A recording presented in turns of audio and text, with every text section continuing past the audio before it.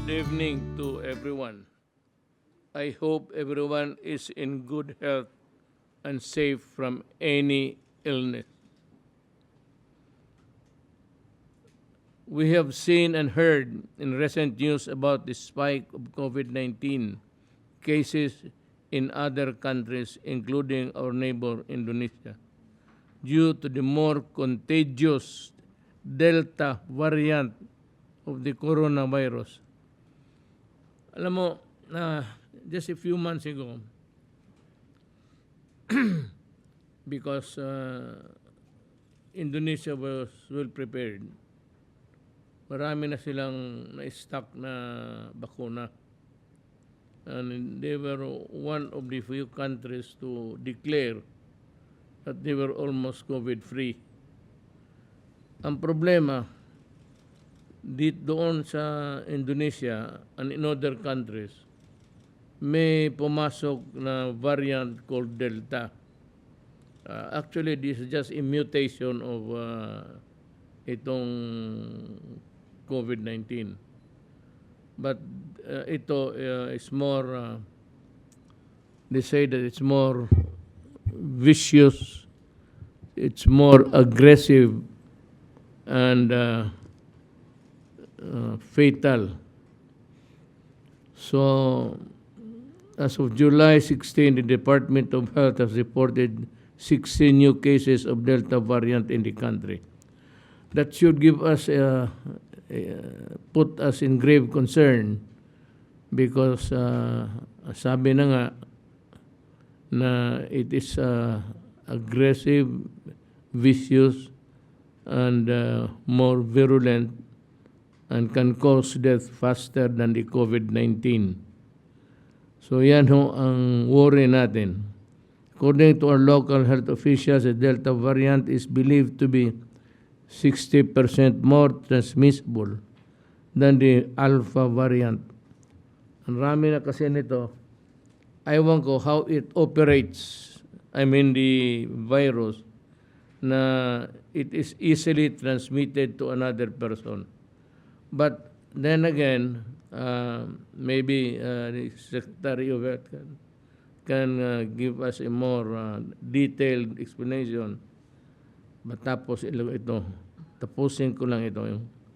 In comparison, the Alpha positive person can infect 4 to 5 persons, while the Delta 1 can infect 8 persons. So, it's more than 3.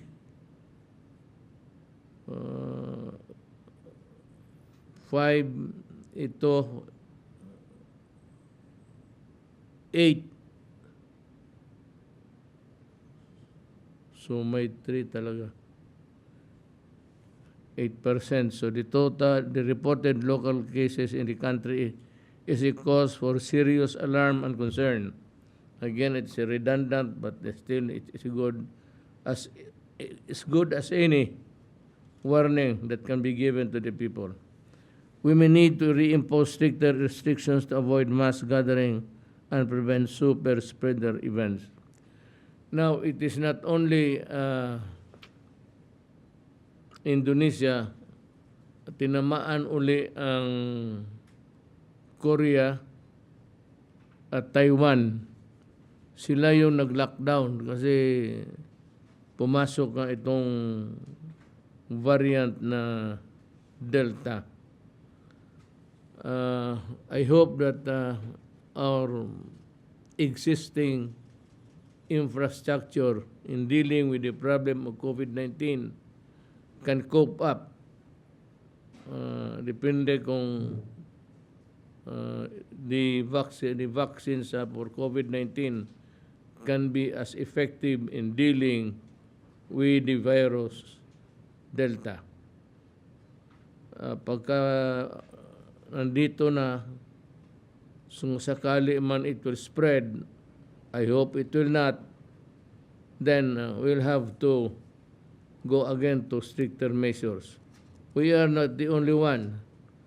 And also tinamaan ng Delta UK. Balik rin sila sa dati.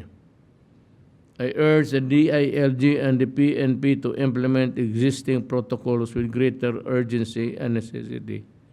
It is only by imposing these restrictions that we can fight the threat of Delta variant.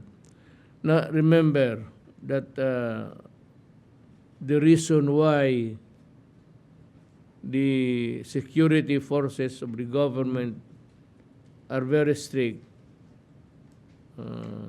it's not because they want to be strict and they want to make it hard for the people to move. Rather, they are strict because they want to protect the country from a very contagious disease and maybe cause more deaths, more than the lives that we lost in the past.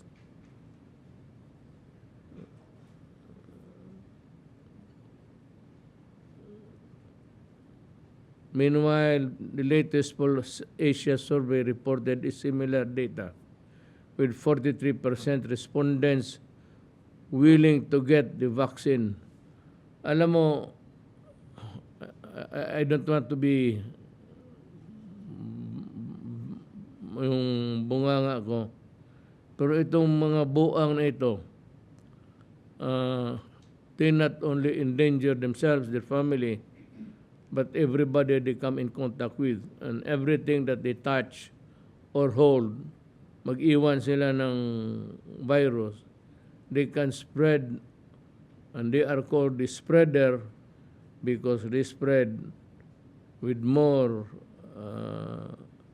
audacity. Ika nga. So, huwag kayo magalit sa pulis at sa mga military kasi utos ko yan. So, hindi man nila kasalanan kasi pag hindi nila na-implement, pag may nakita ako na violation, sila man ang bubulyawan ko. So, in other words, they're just doing their duty. So, kindly understand that. They would be the last or the least of the persons to tinker with the lives of people, except that when they are called upon to do a duty, they do it kasi alam nila ang danger. So they themselves know that it is also to their advantage if they impose the restrictions more hindi naman harder, but more in line with the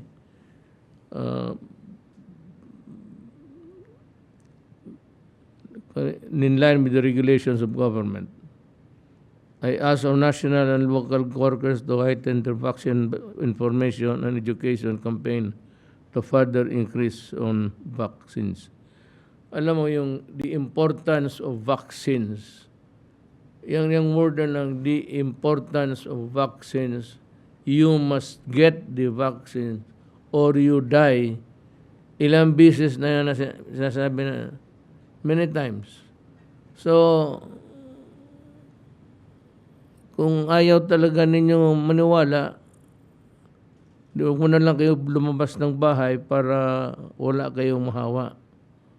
At kung ganyan if that is your state of mind, actually, to me, you are antisocial. Para kang galit sa tao. You are antisocial.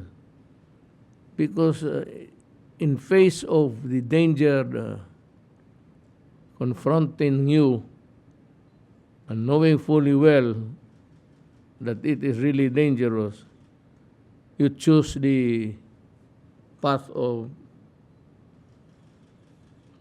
least resistance by just not getting the vaccine at all.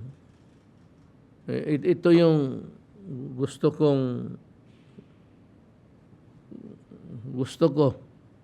Ito yung gusto ko sila.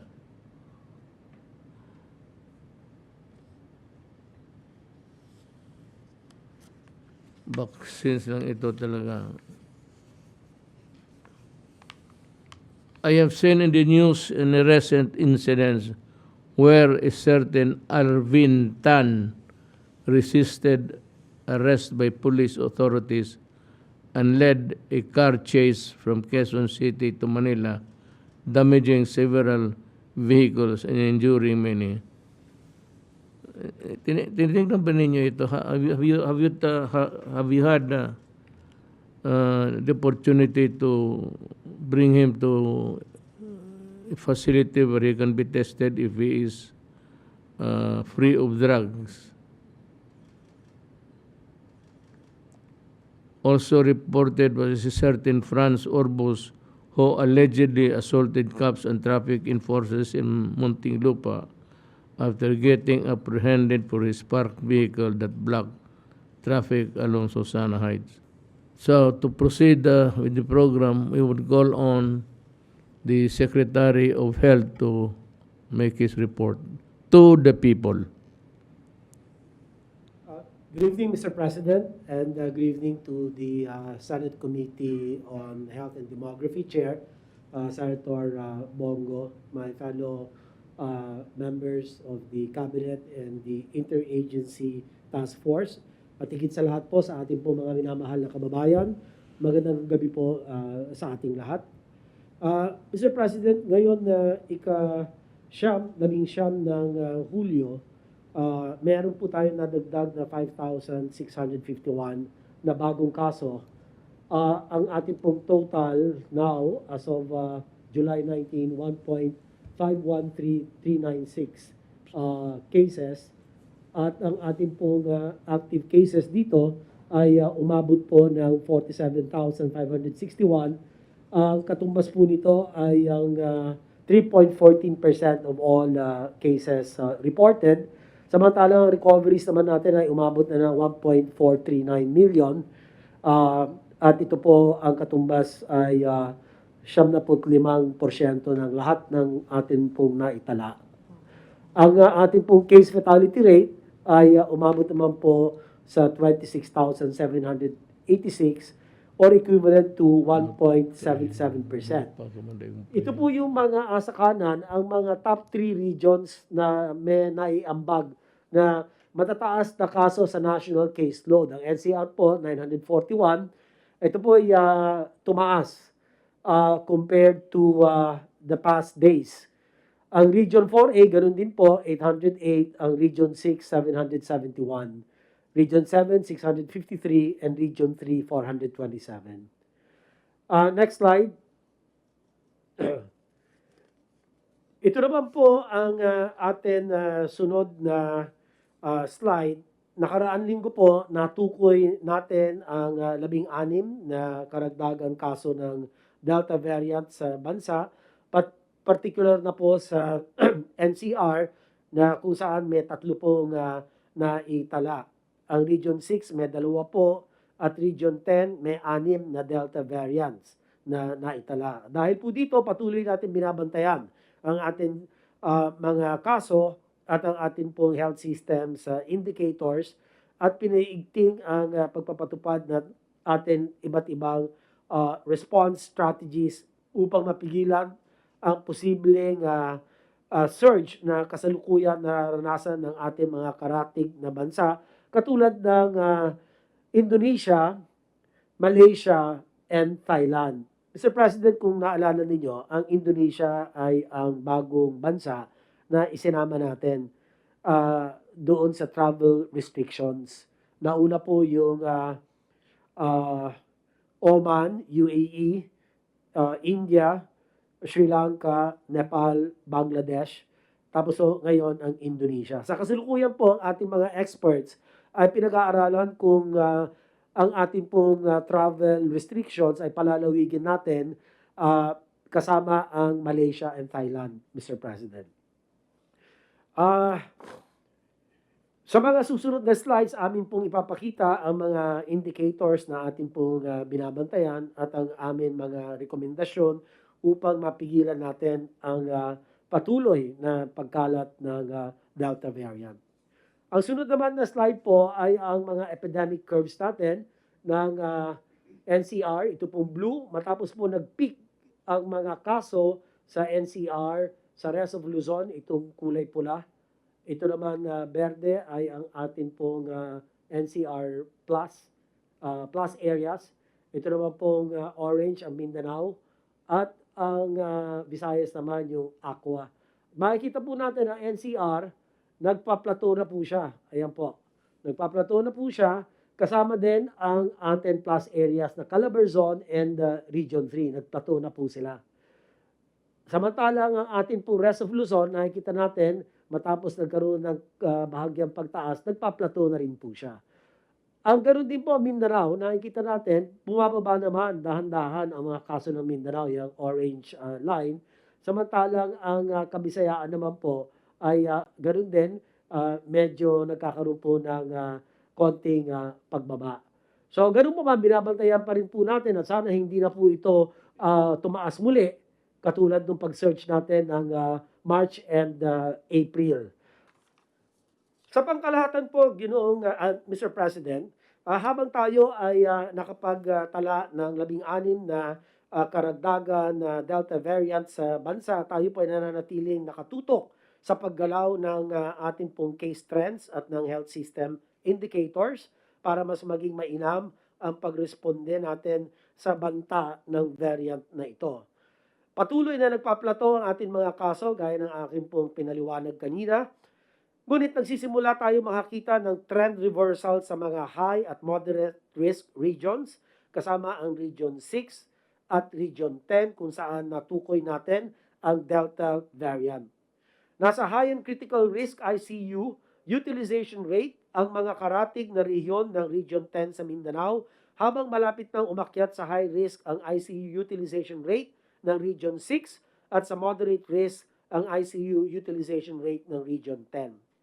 Dahil karamihan ng ating mga Delta variant cases ay galing po sa ibang bansa, masasabi natin na ang ating ipinatutupad na travel restrictions and border protocols ay nabigyan tayo ng pagkakataon upang palakasin panglalo ang ating PTITR plus strategies at ang pagpapaunlad ng ating pong health systems capacity. Kasalukuyan, nasa 0.5% of our sequence samples pa lamang ang ating pong Delta variant cases. Mataas pa rin po ang atin natukoy sa whole genome sequencing by the UP Philippine Genome Center, yung pong beta variant. Siya pa din po ang may pinakamalaking porsyento ng mga variants na sequence. Susunod po ang UK variant or the alpha variant. At kumpara po sa ibang bansa, sa ASEAN, nakakaranas ng malubhang pagtaas sa kaso dahil po sa Delta variant. Sa ngayon kasalukuyan, mas di hamak na mas maayos naman po ang ating kalagayan vis-a-vis the Delta variant. Upang mapigilan natin ang pagtaas ng mga kaso, kinakailangan po natin ipagpatuloy ang pagpapatupad ng DOORS 1 and 2 and travel restrictions and screening, testing, at quarantine sa ating mga points of entry. At panghuli, palakasin ang pagpapatupad ng DOORS 3 and 4 o ang PDITR plus strategies, ang vaccination and strengthening of our health systems capacity. Yun na po ang huling bahagi ng aking pong pag-uulat, Mr. President, at handa na po akong sumagot sa inyo pong mga katanungan, Mr. President. Thank you, Secretary Doke. Your words are very reassuring. Now, I'd like to call upon Secretary Anyo to make his report. Please put my slide.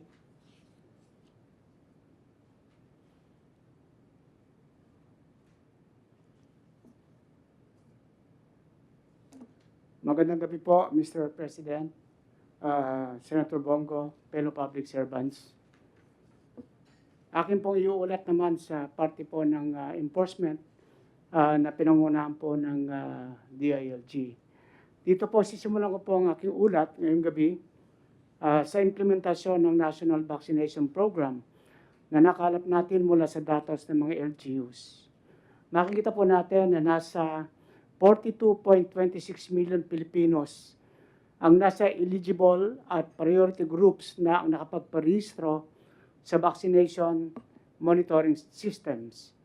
Magandang balita po ito dahil ibig sabihin, nalalapit na sa kalahating porsyento ng ating kabuuang populasyon ang handa ng magpabakuna at hinihintay na lamang pagdating ng karagdagang doses upang sila ay mabigyan ng vaccine.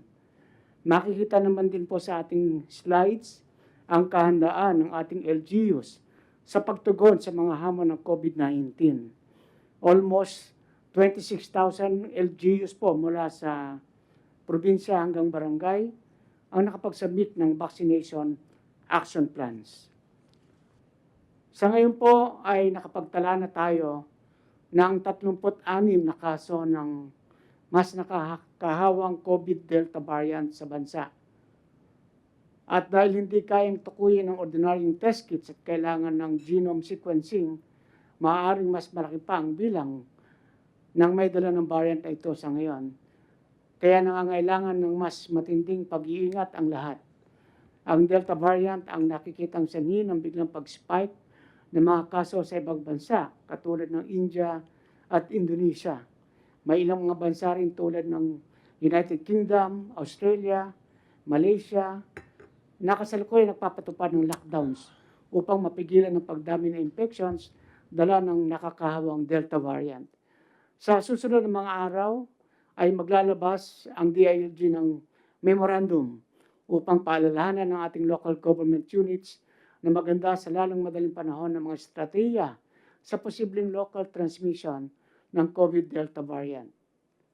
Ipatutupad po ng ating LGUs at Philippine National Police ang lahat ng batas, ordinansa at IATF Omnibus Guidelines at Community Quarantine Protocols para sa kaligtasan ng lahat.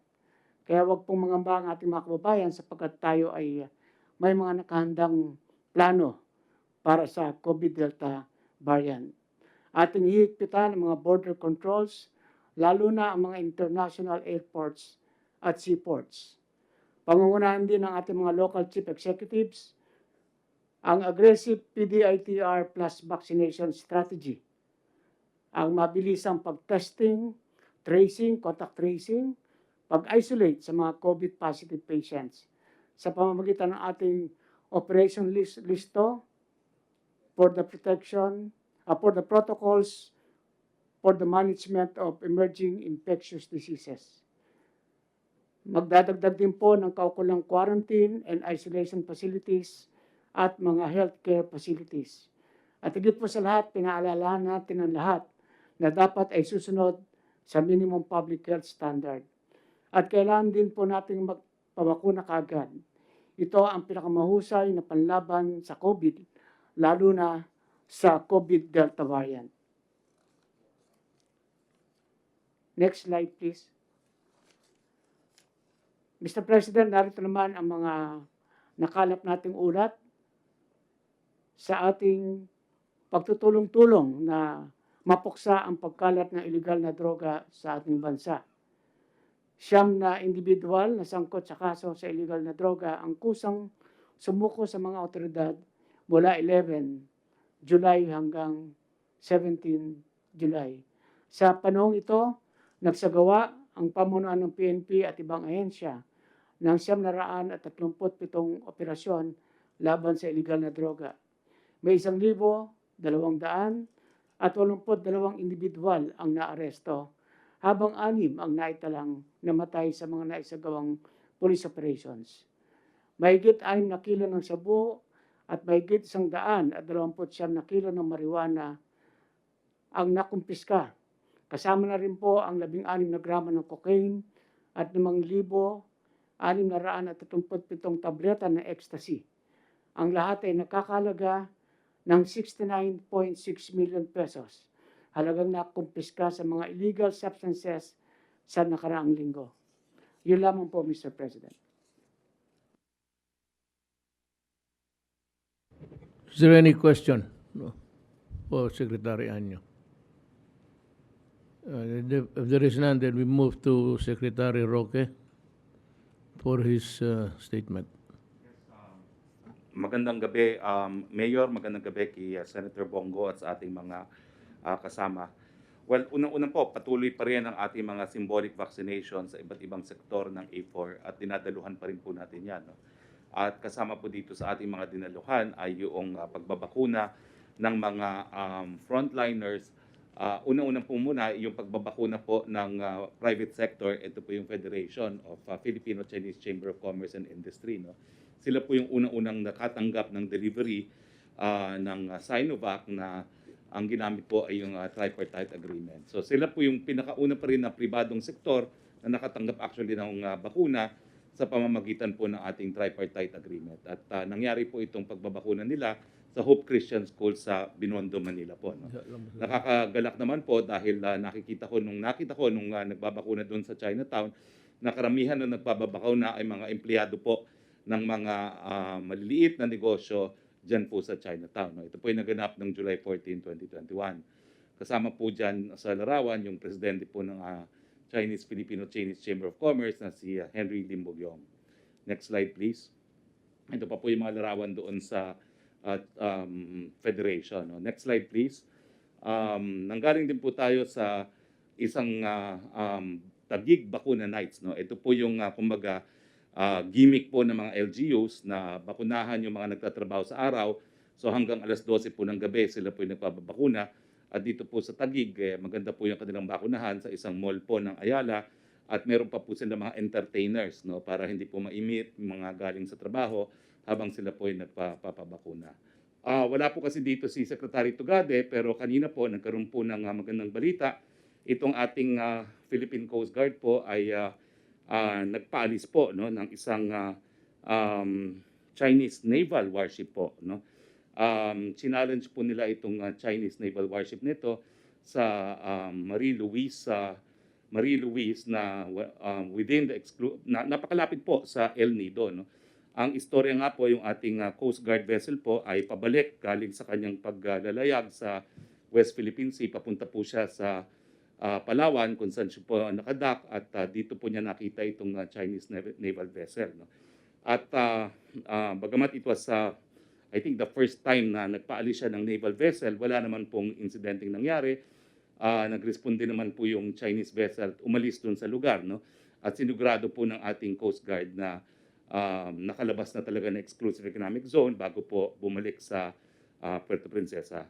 Now, for your information, Mayor po, no, itong ating Coast Guard vessel pong ito ay hindi po ito yung kauna-unahang pagkakataon na nakapagpaalis po siya ng mga dayuhang mga barko sa EEZ natin. No? Itong BRP Cabra po, bago po itong insidenteng ito, ay nagpaalis din ng 5 Chinese ships at 2 Vietnamese vessels doon din po sa lugar ng Marie Louise Bank. So I'm sure po at the right time, mabibigyan po natin ng recognition yung ating mga nasa Philippine Coast Guard. But I have, on your behalf, congratulated the men and women of our Philippine Coast Guard for a job well done. Next slide. Kanina po ay nag-interview lang ako. Ang tanong, itong pagpapaalis daw po ng mga foreign ships, ito ba daw po ay marka na nagbabago tayo ng pulisiya? Ang sagot ko po, never po nagbago ang pulisiya sa ilalim ng inyong administrasyon.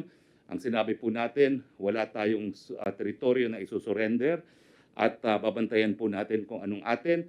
Ang pagbabago lang siguro ay meron na tayong bagong kakayahan sa hanay po ng Philippine Coast Guard na bantayan nga po kung ano yung atin. No? At ito po ay dahil sa modernization program na pinursu po ng inyong administrasyon, hindi lang po sa Hubong Sandatahan but importante rin sa Philippine Coast Guard. At lastly po, I just got a notice by way of final report. No? Ang notice po ay, anyway, sa susunod ko na lang po i-report yung isa pang development na decision ng Korte Suprema that would have a substantial impact on our tax collection. Kausapin ko po muna si Customs Commissioner at saka si Secretary Dominguez before I report it to you. No? It's a decision of the Supreme Court na kakalabas lang po, mainit-init pa. I think it came out today on the internet. So I think I will discuss it first with Secretary Dominguez and Commissioner of Customs. At mamaya po. Is it in favor of government? Or? In favor po. This could contribute to what is probably our biggest, largest customs collection. Ganun kalaki po ito. And this, nabanggit nyo na po ito sa isang public address niyo. This is concerning alkalite. Yung alkalite na hindi po siya nagbayad ng excise tax, samantalang ang common meaning po ng alkalite is unleaded tax. So, this promises to be our singles, one of the largest success stories po as far as customs collection is concerned. Yes, mag-segue ako dito ha sa ano. Because I saw the gray ship dito pinakita natin sa screen. Hindi man Coast Guard siguro yun. I think it's really a warship. I'd like to ask Secretary Lorenzana, why is it that in many occasions, the latest one was yung kanina, but previously, we had about 2 or 3 incidents which we drove away the Chinese vessel. Gusto ko lang basahin ang utak ng mga taonan. Bakit madali silang mapaalis? Are they avoiding any confrontation? Or parang goodwill, or there's something afoot. We really do not know. Kasi madali mapaalis ngayon eh. I think previously twice in the past. Talagang pinaalis sila and they readily agreed to the suggestion of the Coast Guard to move away from the territorial waters. Yes, there.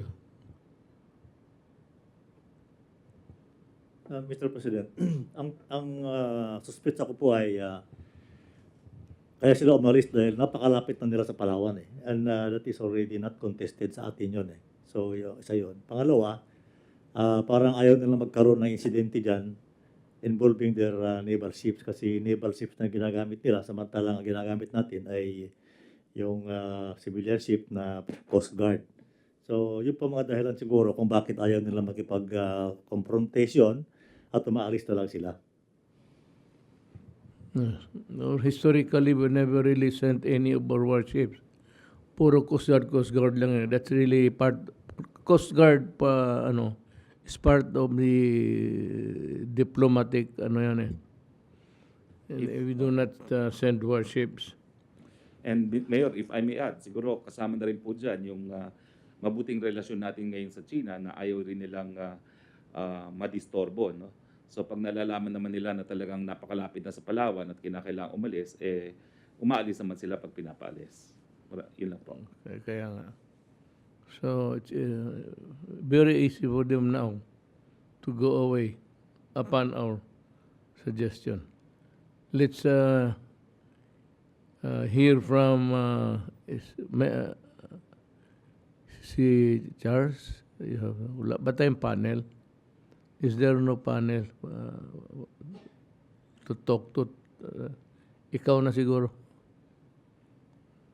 Mr. President, Senator Bongo, my fellow cabinet members, magandang gabi po sa ating mga mamayan. Ngayon po, yung ating pong tema ng ating pag-report po ay tungkol po sa magandang supply na dumating po sa atin ng nakaraang linggo. Kaya po yung with the arrival of more vaccines, achieving a better Christmas this year will be on track. Next slide, please. Sir, ito po ang executive summary ng ating significant updates as of July 19, 2021. Number 1 po is the Philippines already breached the 15 million mark last July 17, 2021. After 3 days, it reached 14 million last July 14, 2021. Meaning, ibig sabihin po, Mr. President, is sa 3 araw, nakapag-babakuna po tayo ng 1 milyon. Yun po ang na-accomplish po natin ngayon, Mr. President. And then also, we also reached the highest throughput or yung administration last July 15, 2021 with 391,283 jobs. And ang weekly output, yung sinasabi nga po ni Secretary Duque, na highest din po itong last week, na nakapag-bakuna po tayo ng 1.899 na ano po, 1,899,979 administered doses. At ang pangalawa po, Mr. President, noong last week po, tayo po ang sa tatlong araw ay nakareceive po tayo ng 7,142,450 doses.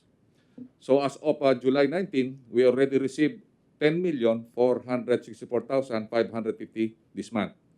And we are expecting to receive an additional 9,353,340 doses. Kung maalala po natin, Mr. President, yung last June, 9 million lang ang ating na-receive. Pero ngayon, kahalatihan pa lang ng buwan, ay may na-receive na po tayo na more than 10 million. All in all po, the Philippines already received a grand total of 27,922,360 doses. And sa ngayon po, dati po tinatanong niyo po ako kung anong safe na stockpile na tayo medyo maganda na po ang ating, hindi na po tayo kakabakaba.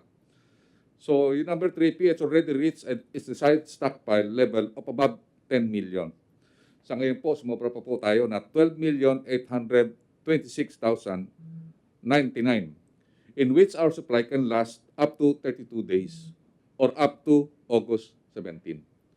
So yun po ang ating na ibig sabihin, kapati po tayo na sa August 17 ay hindi po tayo mahirapan po na magkaroon ng shortage.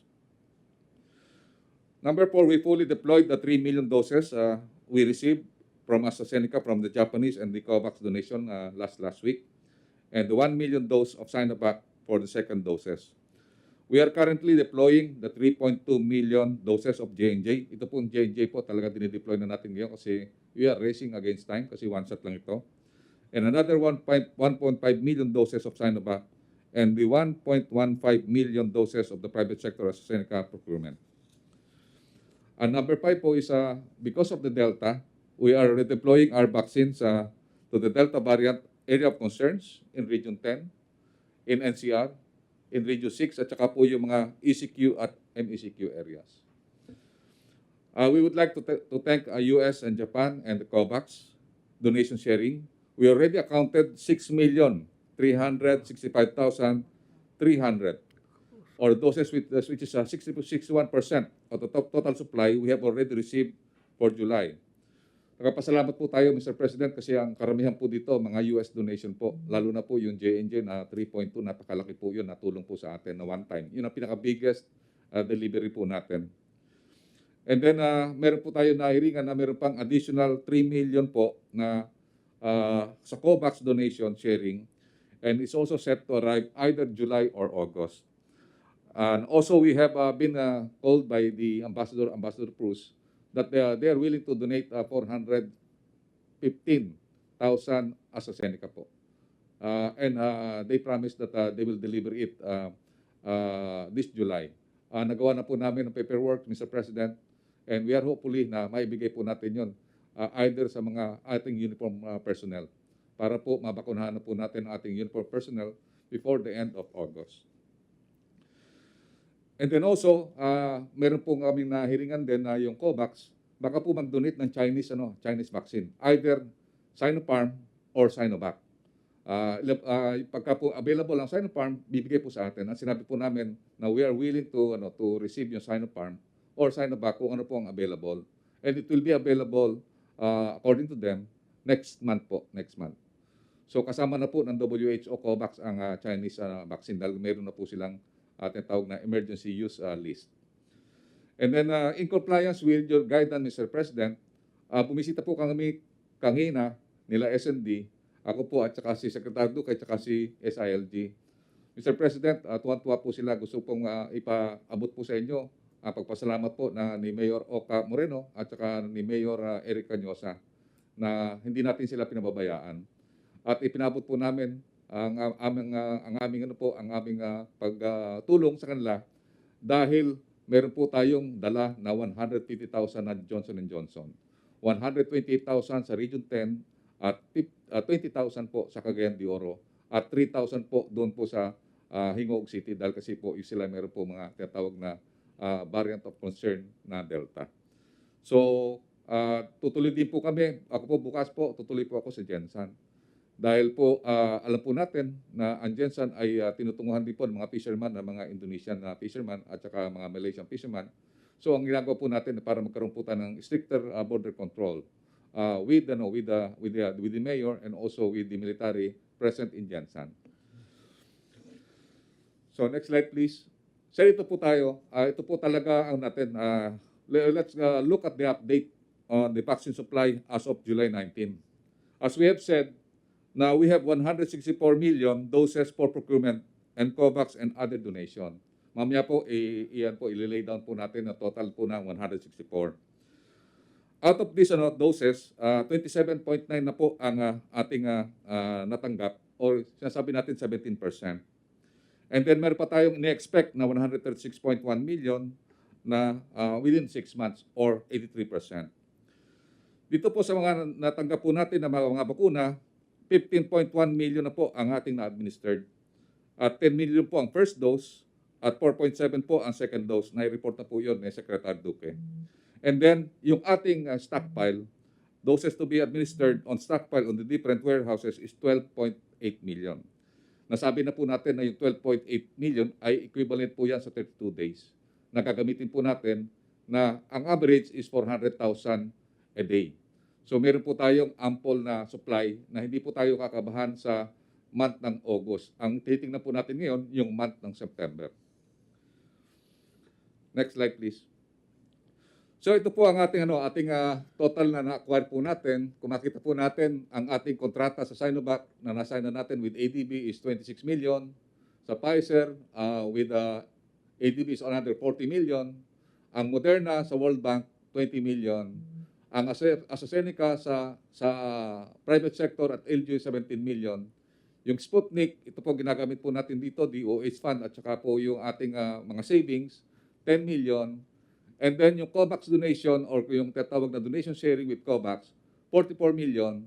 And then nagkaroon na rin po tayo ng kontrata with COVAX na bibili po tayo ng additional 5 million na J&J. And then yung donation po natin sa total po ngayon, donation with Japan and also with China, 2 million for a total of 164 million. Sir, ito po yung details ng vaccine administered. Kung makikita po natin, tumaas po ang ating second dose vaccination for merely 3 million. Ngayon po ay 4.7 na po. And then nakikita rin po natin, umaangat na rin po yung A2. Noong dati po, wala po tayong almost lang po tayo, 1.5 million. Ngayon po, Mr. President, 2.7 million na po tayo sa ating mga senior citizens. At ang ating A3, tumaas na po, pumalo na po tayo ng 3.4 million. Ang A4 po is almost 2 million na po at ang nakikita po natin yung mga nurses at saka doctors, malapit na po natin ma-hit ang 90% na fully vaccinated po sila before the end of the month. Next slide please. So ito po yung ating mga monthly record. Nakikita po natin na yung July by next week, masusurpass na po natin ang ating record ng June. So totally, ang ating July ay may 4.3 na po tayo as compared to sa June, last June is 5.4. So by next week, we expect na malalampasan na po natin ang record natin sa June. Sir, ito po yung pakikita po sa inyo, sa aking compliance po sa inyo, na yung lahat ng mga governor na nagrereklamo, ito na po ang nakita natin na talagang equitable na po ang distribution natin. Ang basis po natin, para makita nyo yung basis natin, yung population, yung nasa slide po dito. Ito yung projected population natin na target from 18 above na babakunahan. Ito naman po sa pangatlong linya, yung total A1, A3 vaccinated. So nakikita natin na nandito rin po na marami na po ang nababakunahan din sa mga different regions. At ngayon tinignan po natin, ang pinakamababa po na binigay natin sa region ngayon ay 200,000. Yan po ang pinakababa. At yan po pinakababa natin dahil kasi yung population po nila na mababa rin po ang target. So sa ngayon po, makikita po natin, Mr. President, Yung NCR 1.9 dahil kasi siyang pinakamataas po na ano, at saka po yung Region 4A. So 1.5. Region 3, 1.2.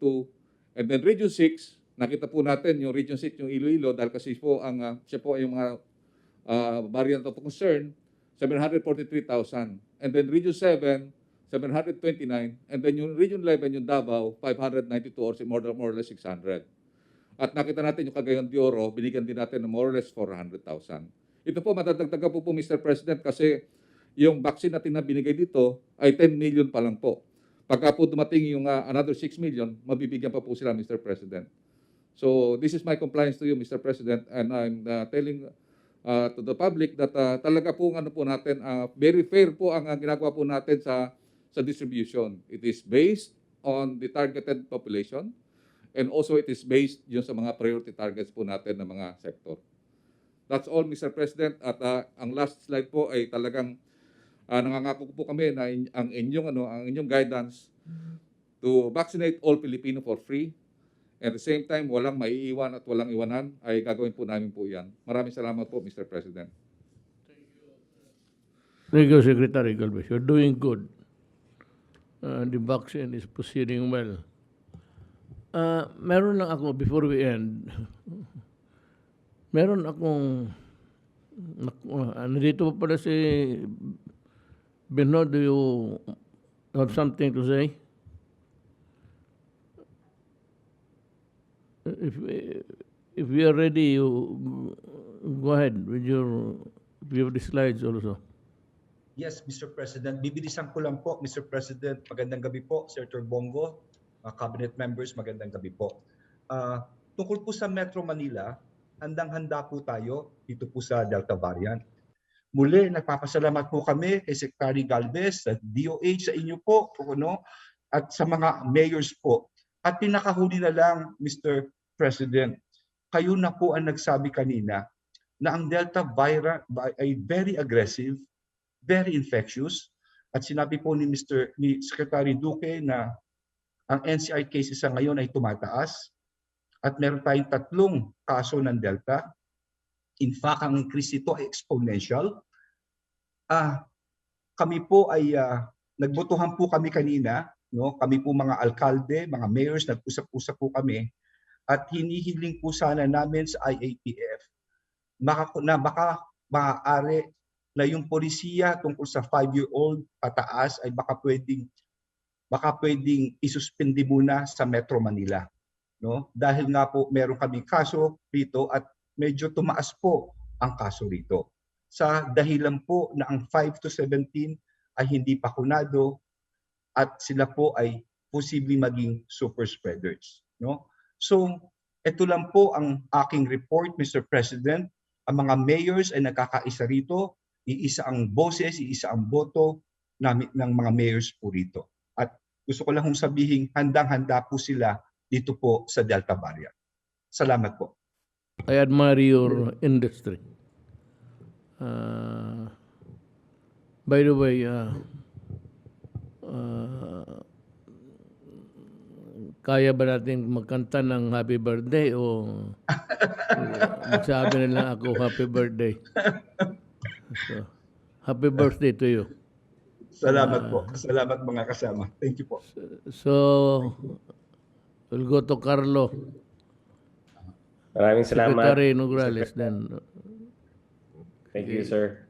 May gabi, Mr. President. May gabi sa mga kasamahan ko sa gabinete. May gabi isab kang Senator Bongo.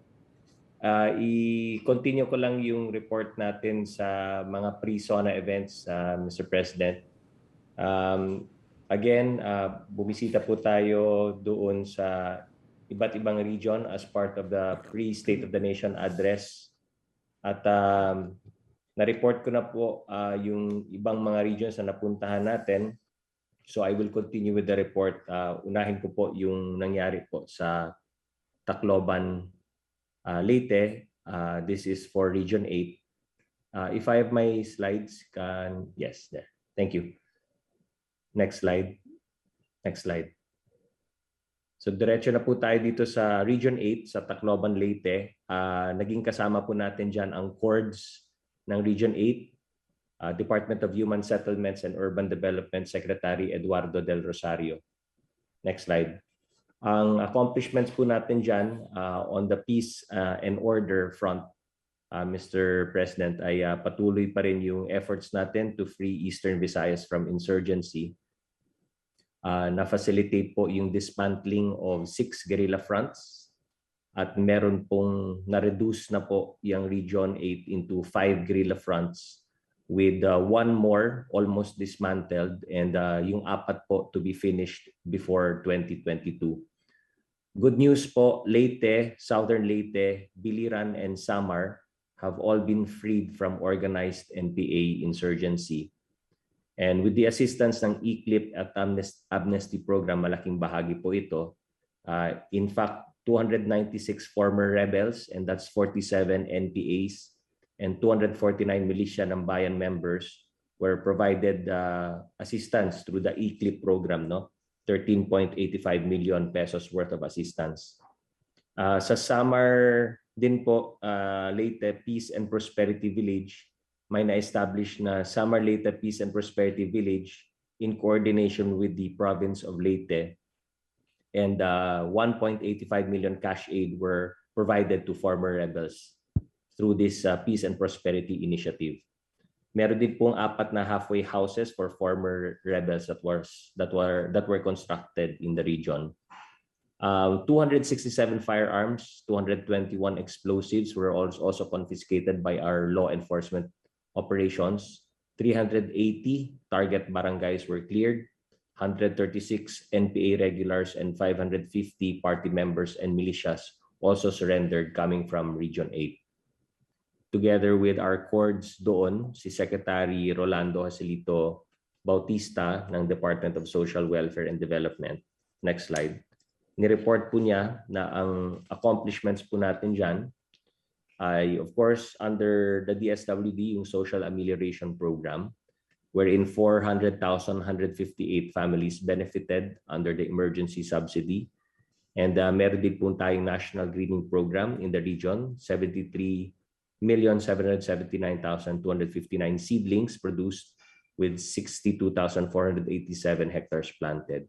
And the major infrastructure projects na ongoing po sa Zamboanga Peninsula are the Zamboanga City Bypass Road, the Zamboanga West Coast Road, Zamboanga del Sur Coastal Road, Dipolog, Sindangan, Diloy, Ipil Road, the West Corporate Center, the Asian Halal Center, at yung Pagadian Airport improvement, expansion of airside facilities, improvement of runway, and graded shoulder. Next slide. As for peace and security, the successful dismantling of different guerrilla fronts or CTG fronts, no?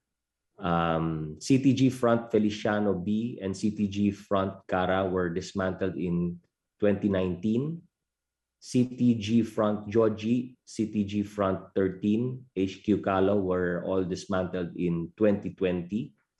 And CTG Front Feliciano A, the main guerrilla unit, and the Regional Urban Committee dismantled this year, 2021. And a total of 324 surrendered mga former rebels. At mga ECLIP benefits were given to former rebels who surrendered. May 7.6 million released to 85 FRs. Nakaka-complete po rin tayo ng 3 halfway houses for former rebels in Dipos, Dipolog City, and Ipil. And as part of our intervention efforts, no, for former rebels, meron po tayong 96 former rebels na na-appoint as CAFGU members. And we're happy to report that 2 former rebels were actually enlisted to the Philippine Army. At tuloy-tuloy yung pag-conduct natin ng trainings for former rebels on values formation, psychosocial activities, and sustainable livelihood programs. So that's it muna, Mr. President, at I will reserve the next reports on the other regions in the next talk to the people. Maraming salamat po. Thank you, Secretary Nograles. Sino pa bang Sal? I think it's your turn. You're the last one. Magandang gabi, Ginoong Pangulo, mga kasama po natin sa kabinete, si Senador Christopher Bongo, at happy birthday muli kay Chairman ng MMDA, N.R. Abalos. Ginoong Pangulo, ibig ko pong ipaabot sa inyo na ang inyo pong lingkod ay nakatanggap ng tawag sa telepono at mga text na galing po sa Mayor ng La Paz na si Mayor Venus Jordan, Mayor Christian Rodriguez ng Taytay, Palawan, ganun din po si Mayor Rocky Ilagan ng Puerto Galera. At ganun din po yung mga nandyan sa mga barangay kapitan ng Holy Spirit, ng Payatas, at ng Bagong Silangan. Ito po'y kaugnay sa pangangailangan nila ng bakuna. At madali naman po natin, ito'y nirefer kagad natin kay Secretary Charlie Galvez at kay Secretary Duque, at sila naman ay karakarang nagbigay ng commitment nila na magpapadala sila ng mga bakunang kailangan nila. At nagpapasalamat naman po sila sa mabilis na tugon ni Secretary Charlie at saka ni Secretary Tingkoy Duque. Doon naman po sa mga naririyan po sa Tumana at saka dito po sa Tumana, Marikina at ganoon din po sa Bagong Silangan. Galing po tayo doon kahapon at nagkaroon po nga ng video call First Lady Hanelet Avancenia.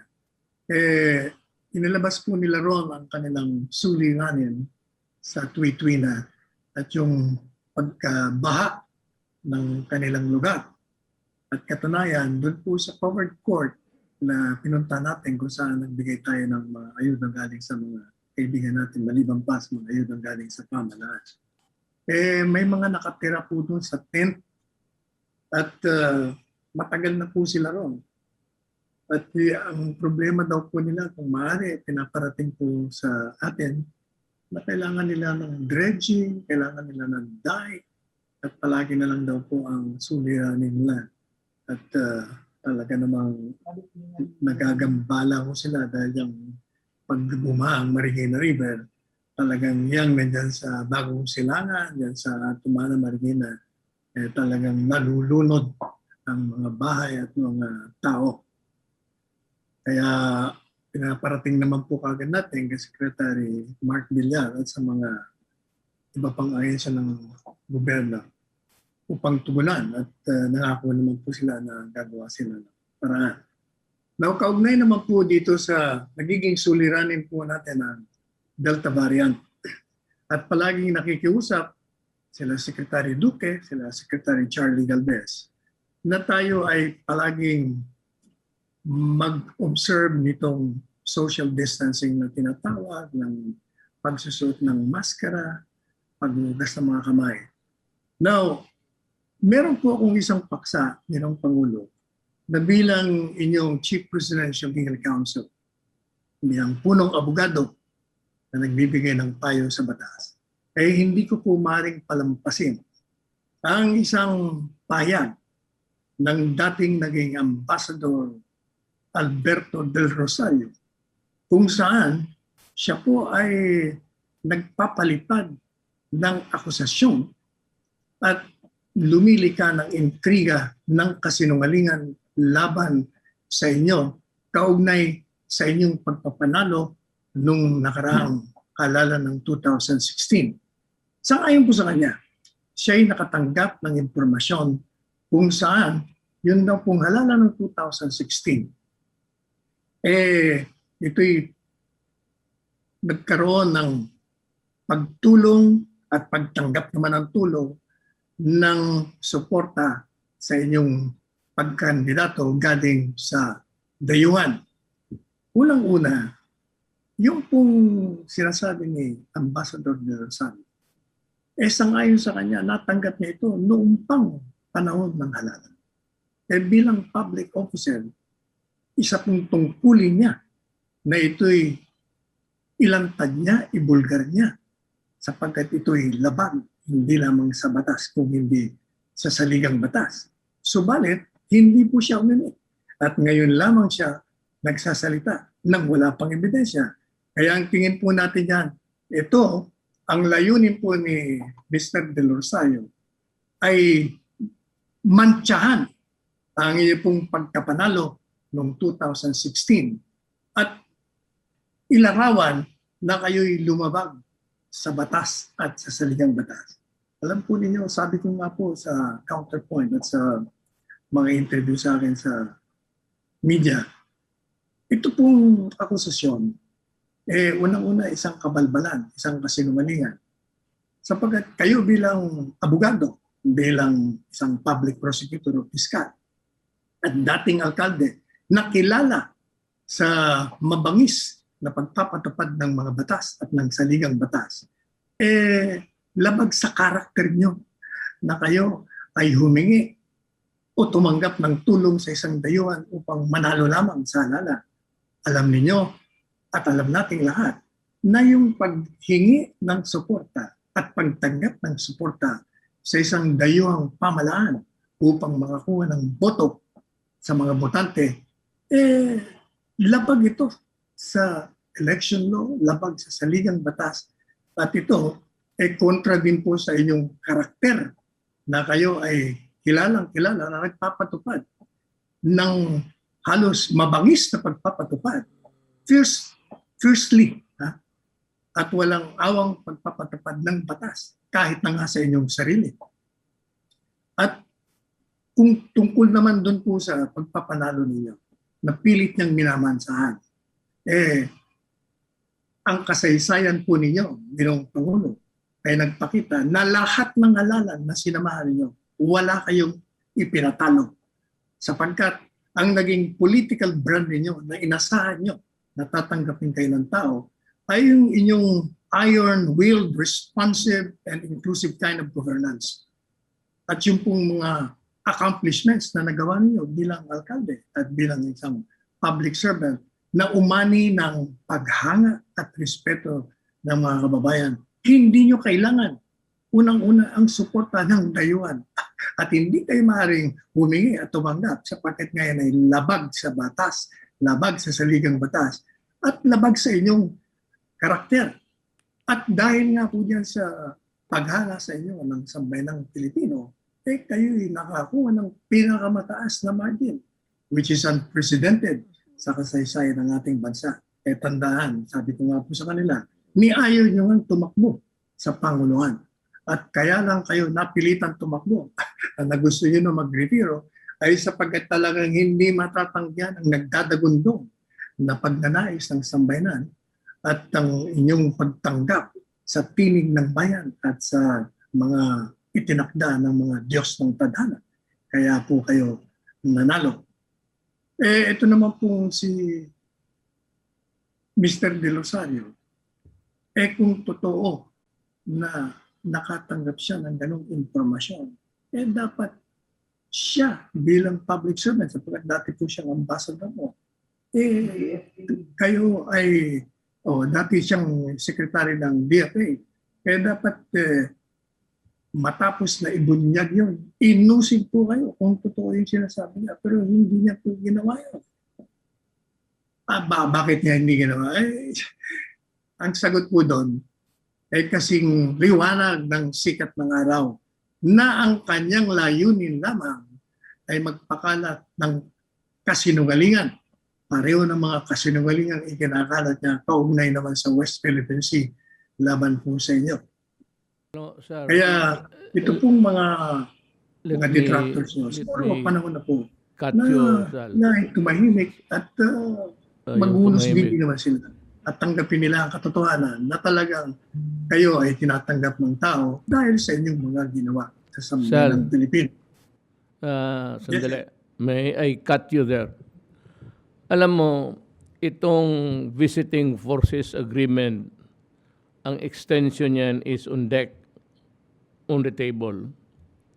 Ngayon, gusto ko lang makiusap o hindi makiusap, makipagsalita o makipag-ugnayan, or I just want to talk to some people in Washington, be it from the office of the President or the State Department or the Defense Department.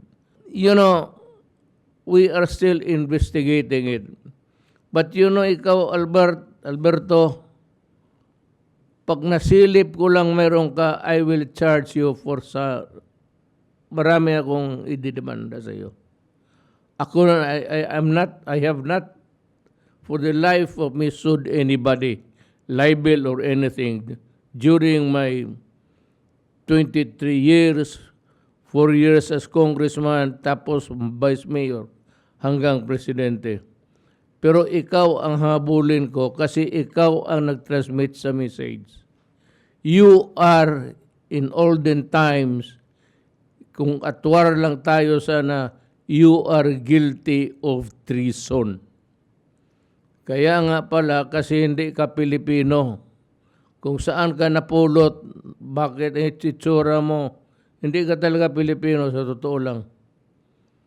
At ayun o, ang mabigat sa iyo, ikaw yung nag-transmit. And I said, that is treason. Kaya daldal ka ng daldal dyan, anong China magtulong sa akin? Gago ka, saan mo nakuha yan?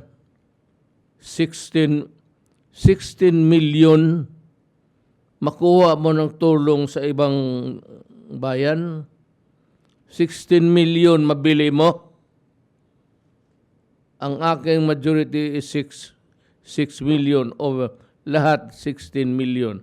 16 million plus voted. 6 million of that was my majority over your friend. Kaya ikaw yung mukha mo, hindi ko nga malaman kung Pilipino ka ba o are you Pilipino? I want to see you personally. Where can I meet you? Saan ka ba nagkakape-kape? Ibuhos ko yung kape sa mukha mo, maniwala ka. Hindi ka maniwala, subukan mo. Try conveying to me the message where I can find you. At pupuntahan kita. Hindi ako magdala ng security, ako lang. Ibuhos ko yung kape sa mukha mo. Nasaan ka ba ngayon? Kasi gusto kitang puntahan. Sa bahay mo. Katukin kita. Ako lang mag-isa, huwag kang matakot. Hindi ako sanay. You know, I was born alone in this world. So, I will live alone. Magandang gabi sa inyong lahat.